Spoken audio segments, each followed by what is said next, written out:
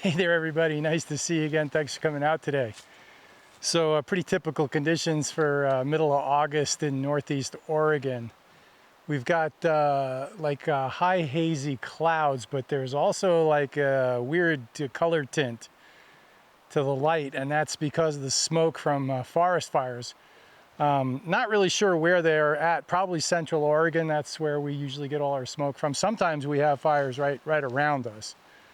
But yeah, be that as it may. So with this kind of light, you never know. I mean, the smoky tint could add something to your photograph. I mean, it's just, I wouldn't call it great light. I'd call it weird light. But anyway, that's getting ahead of myself. So today I've got 7 tips for you that pros know and beginners miss. So these are 7 things that I've kind of learned over the years. And I was thinking about it in 1997, 1998, so that's about 25 years ago. I had my first gallery show at the Photographic Image Gallery in Portland, Oregon, of my large format landscape photographs, which was pretty cool. And I became a full-time landscape photographer in about 2006. That's when I started making my total living off of landscape photography. So I've been doing this for a while now, and these are the tips that I've learned over the years that, hey, I wish I knew these things sooner, you know. So there is that. So let's begin.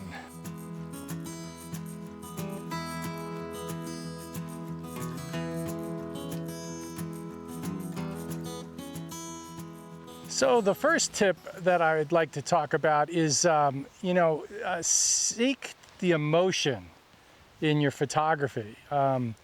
What's your photograph about, right? Now, I mean, I know that's all tied into the light and the subject and where you are and how you're feeling, and I get all that. Ansel Adams, when, you know, his photographs, I would say, I mean, if you needed to use a few words to describe them, I would say they're dramatic. You know, they evoke an emotion of awesomeness and grandeur, okay?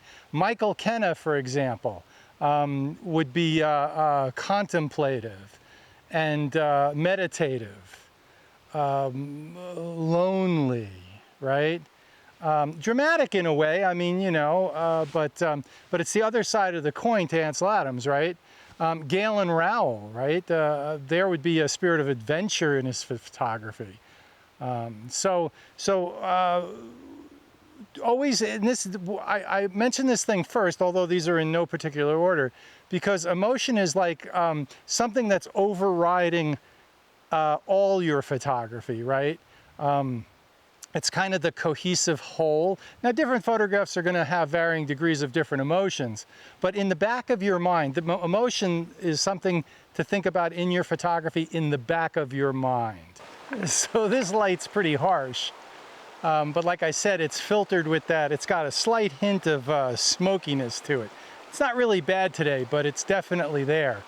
And as I started to say in the intro, so my next tip would be seek enlightenment, in the sense that, you know, a great light on an average subject is always better than average light on a great subject. However, great light on a great subject usually equals a great photograph. So we tend to be focused, and beginners particularly, tend to be zeroed in on the subject, trying to find an interesting subject or composition. Don't forget about the light. I mean, the light is in some ways more important, right? So, like for example, right now this harsh light is rough, but you get the idea. So so always train yourself to always be looking for great light as well as great subjects and great compositions, because after all, we are just photographing the light, right? And the reflections off of the subjects of the light.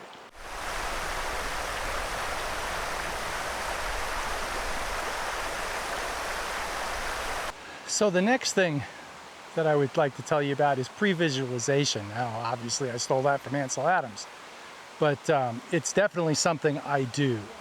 When I'm photographing and I'm on a subject and I'm working a photograph, I pre-visualize what I want that photograph to look like on my wall, hanging up framed and matted. And so, you know, I imagine what it would look like on my wall. And then the idea is to use all the techniques and skill that I've gained over the years to manifest that visualization in the sense that make it happen is what I'm talking about. So, and that shouldn't be discounted. If you can't see the photograph hanging on your wall, well, you know, you're spraying and praying, right? You're just pushing the shutter button and hoping for the best. You need to concentrate on what it is you're trying to get on your wall, right? That's the whole point, for me anyway, of the pursuit, okay? Which leads me to the next topic, which would be the devil's in the details, okay? It's the little details that make the difference. And if you have a visualization of what you want the photograph to look like, well, then you're not just clicking away and hoping for the best. You're saying to yourself, okay, I want this scene to be this way. I want, maybe I want a wide open aperture to minimize the depth of field, to blur out the background. That's how I visualize this image. Maybe I have flowing water in the scene and I want it to look all ethereal and smoky to get the emotion of that, you know, a contemplative mood to my photograph. So I'm going to use a neutral density filter to lower my shutter speed to get like, you know, 1, 10, 5, 15 second exposure to make the water all smoky, okay? Pre-visualization. I mean, all these tips are individually broken down, but they all kind of mesh together. And the more you do this, the more successful you'll be at implementing all these ideas when you're faced in the field with something that your gut is telling you, hey, and that, you know, this is something that's going to be a great photograph on my wall. Well, you know, make that conscious is what I'm trying to say. Which obviously leads to the next thing. If you're walking along looking for photographs and you see something that catches your eye, don't keep going. Don't say, oh, well, I'm here for this other subject. Stop, look around, get out your camera, explore what caught your eye. There might not be anything there. Ironically, over the years, I've learned that I'll be hiking along the trail, whatever, I'll see something, I'll stop, I'll bust out my camera, I'll be photographing, and then I'll stop for a second or two, and I'll turn around and look behind me, and there's the shot. I don't know how that works, it's a weird thing, but it seems to happen more frequently than it doesn't, and every time it does, it always kind of freaks me out, because it's like I stopped for this subject over here, but the photograph was like over there. But if I hadn't stopped for this, I wouldn't have gotten that. I don't know, have you had the same experience? Post in the comments. It happens to me all the time when I'm out photographing, to the point where it's like freaky. I can't explain it and I don't know what to tell you, but I do know, I don't know what to tell you in terms of why that happens, but I do know that if you're hiking along and you see something, stop, but don't be, you know, don't just focus on what you stopped for. Look around you, because 9 times out of 10, the photograph is somewhere else where you stopped. I don't know how to explain that one. It's a weird thing, but that seems to be the way it works. And my 6th tip will be keep going back to the same location. This is the rock I photographed in my last video with the Pentax 6.7 when I was doing the X-Pan 24 by 65 millimeter images, the big long panoramics. And I got a really cool shot. Now, it's a great shot and it's a cool composition and all the rest of it. I don't like it, and it's not going to make it to my portfolio because the rocks in the foreground were blown out. Hey, that's a film thing, okay? It happens. And I didn't bracket and whatever. But I know there's a shot here, okay?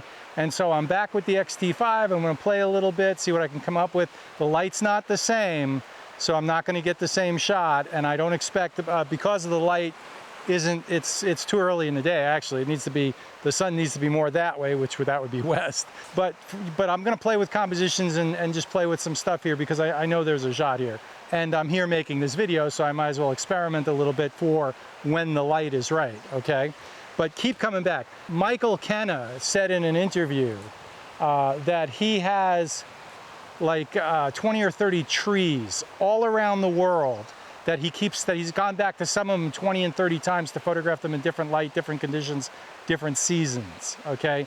There's a tree in Hokkaido, Japan, that the locals called Michael Kenna's tree, all right? And he's photographed it numerous times. They cut it down, I'm not sure why, but anyway, but that's the story. So the point is all the top pro photographers find compositions they like and they keep coming back to them, okay? And they keep photographing them in different conditions, different light. So that's a big tip. That's a big pro tip right there. Pros keep going back and back and back.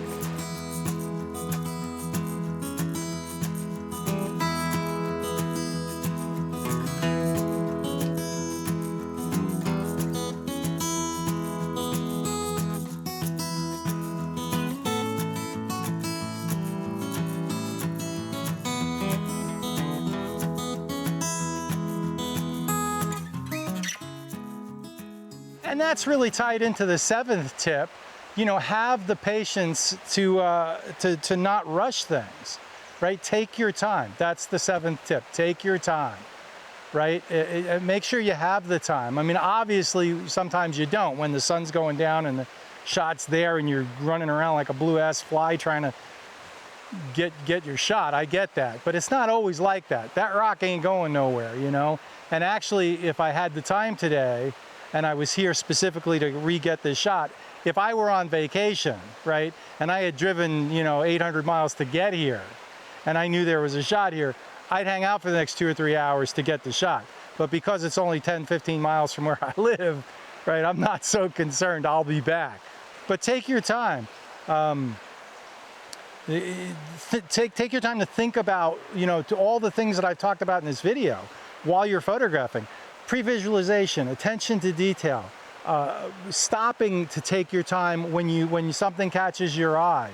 Look for the good light, wait for the good light, and identify the emotion that you're trying to convey in the photograph. Support the small channels, and the best way you can do that is subscribe, hit that subscribe button, hit that like button. It means the world to a small channel, and I really appreciate it. Thanks so much for watching. We'll see you out here. Have a great one. Bye.